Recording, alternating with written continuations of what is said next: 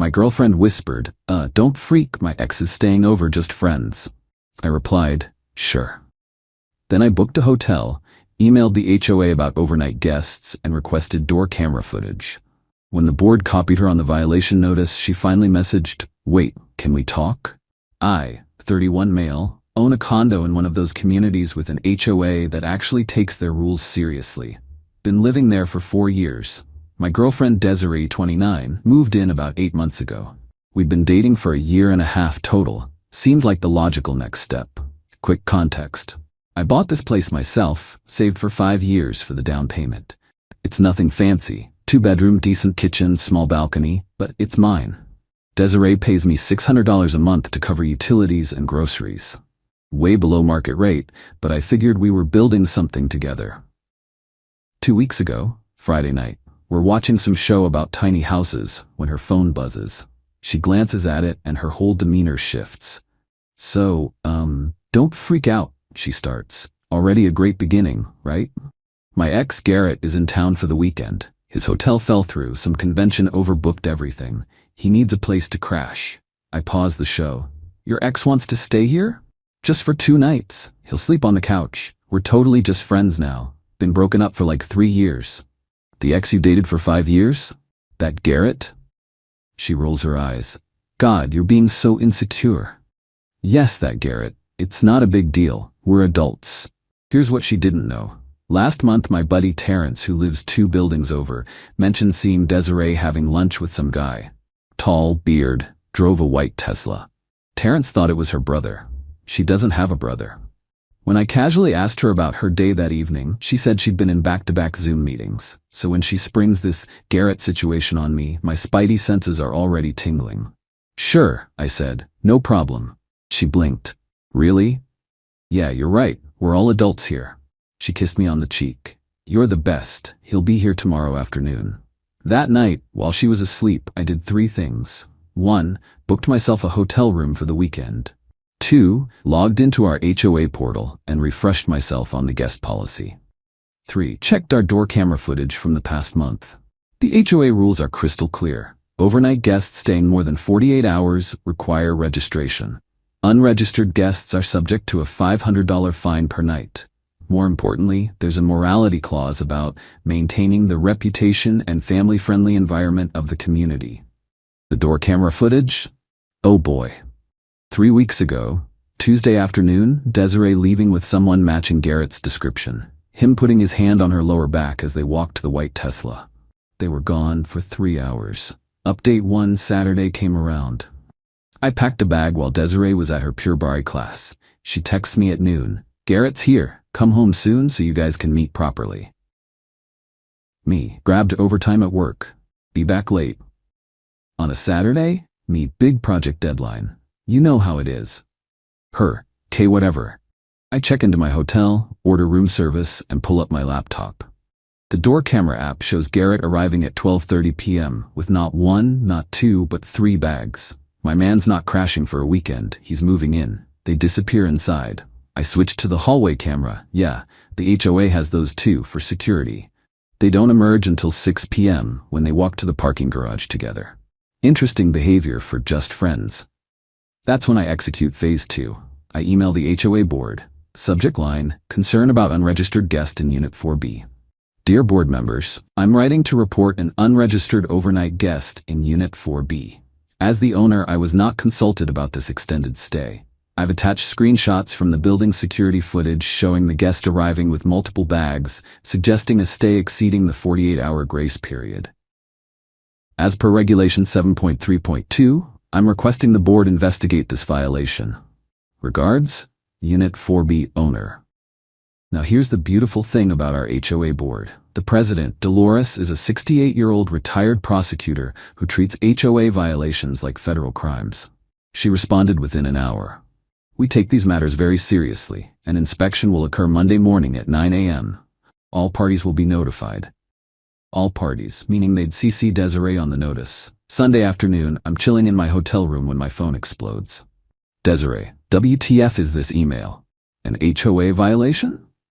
Are you serious right now? Where are you? This is so petty. Garrett is going to think you're psycho. Answer your phone. I responded once, at work, following HOA protocols as a responsible owner. Please ensure your guest is registered if staying past 48 hours. She called 18 times. I didn't answer. But then she made a crucial mistake.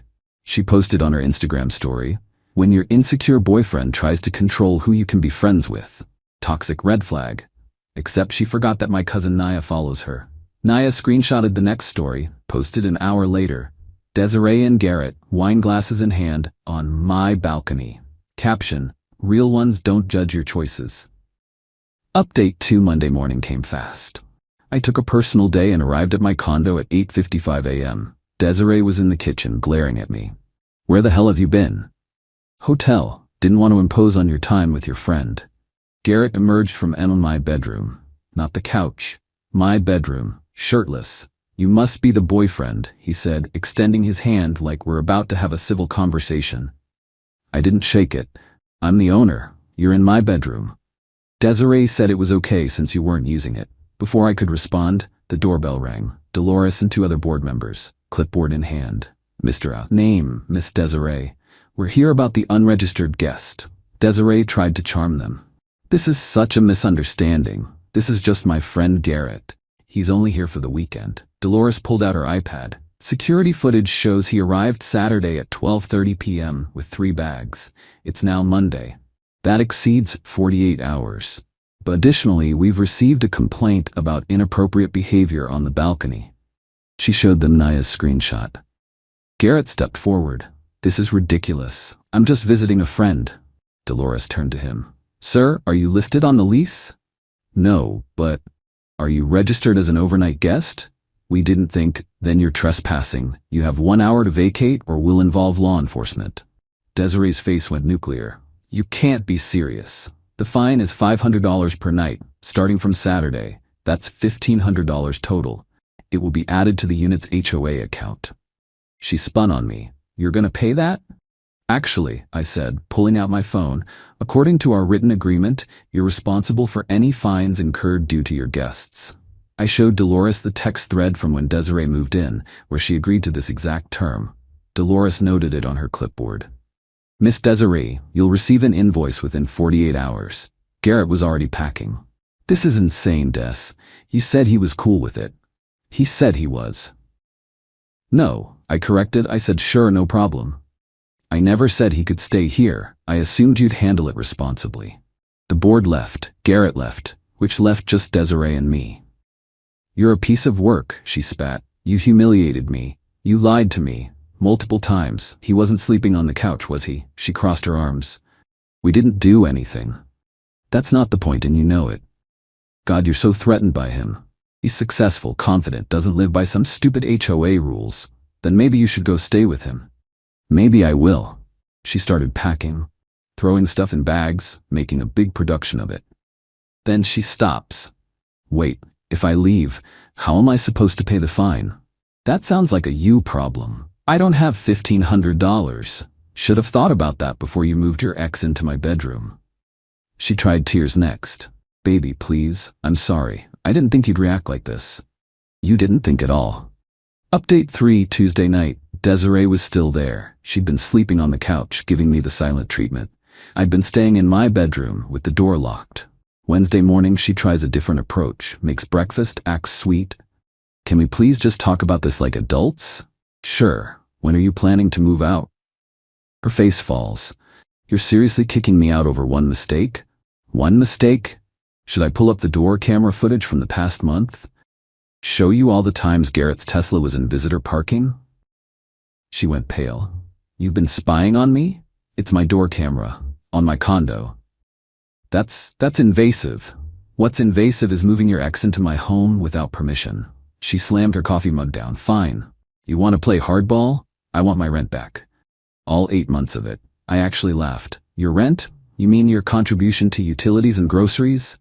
"I have receipts for everything. Your $600 doesn't even cover what you eat." "I improved this place. I decorated. You hung up some Target prints and bought throw pillows. Your contributions are in those bags you're packing." That afternoon, she went nuclear on social media, posted in the community Facebook group about what a controlling, manipulative person I was.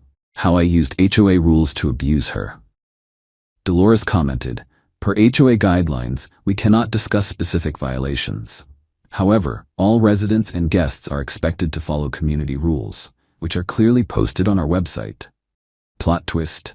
Garrett commented too, Des, this is getting weird. Please stop tagging me. Then the best part. Thursday morning I get a call from Desiree's mom. How could you throw my daughter out over something so trivial? Ma'am, she moved another man into my bedroom. She said he was on the couch. Would you like to see the security footage of him coming out of my bedroom shirtless? Long pause. Shoot. She said you were being unreasonable. I was at a hotel while your daughter's ex-boyfriend slept in my bed. Who's being unreasonable? She hung up. Friday comes. Desiree's stuff is mostly packed. She's waiting for her friend Chloe to pick her up. One last manipulation attempt. You know, I really loved you. I thought we had something special. So special, you needed to keep your ex around? He means nothing to me. Then why was he in my bed? Because you weren't there. You just left. Because you told me your ex was staying over like it was no big deal. It wasn't. Then why didn't you ask me properly? Why spring it on me last minute? She doesn't answer. Chloe arrives.